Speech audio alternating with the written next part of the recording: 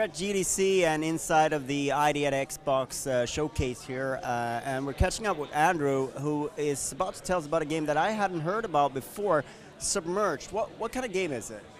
Submerged is an open world exploration game. So you play as a 14-year-old girl, Miku, who's been stranded in a submerged city with a little brother, and it's her job to save him, to save his life, and find supplies and nurse him back to health. Yep. So if I understand this correctly, there's no combat, there's no sort of the normal sort of things that you'd expect in a game. What kind of challenges does that pose for you as a developer to still come out with sort of gameplay that is you know, engaging?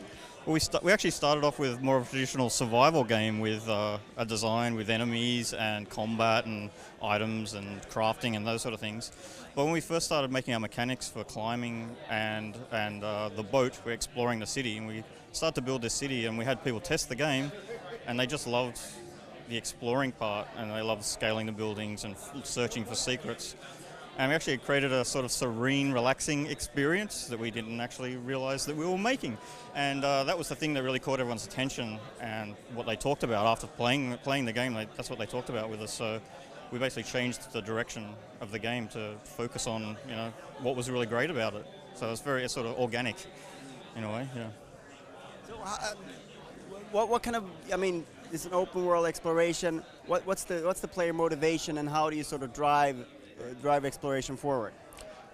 For each piece of salvage you find, which has items that'll help heal your brother, you unlock a part of the story, and as that story unlocks, it unlocks not just her story, but also why they're there, what happened to them in the past, and sort of creates a bond between you and the little brother that sort of motivates the player to keep finding out what's happening, and also just to save his life. So yeah, it's more of an intimate story. You're not saving the world, you're just saving one person. Yeah. So the concept of this submerged cities is an interesting one.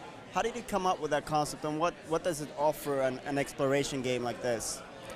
Yeah, it allowed us to have basically the people explore a place they've never been in before. So the ocean level's risen, only the tops of the buildings are poking out of the water. So it's a different environment. Of course, some challenges. We have to work out how do you get on and off these buildings, and how do you there's no street level, so everything's sort of like halfway up. But at the same time, it's something different, and you haven't been there before. So. And where are you at in development, and sort of what's going on right now? The game's getting close to being finished, but I think we're looking at releasing it in mid this year. There's still a lot of little bits of polish to go, and you know, just making the puzzles just right, things like that. And you're obviously here at the Xbox showcase. Is it a multi-platform title, or are you focusing solely on Xbox? Multi-platform, and PC and consoles. Yeah. Thank you so much for your time. Thanks a lot. Cheers.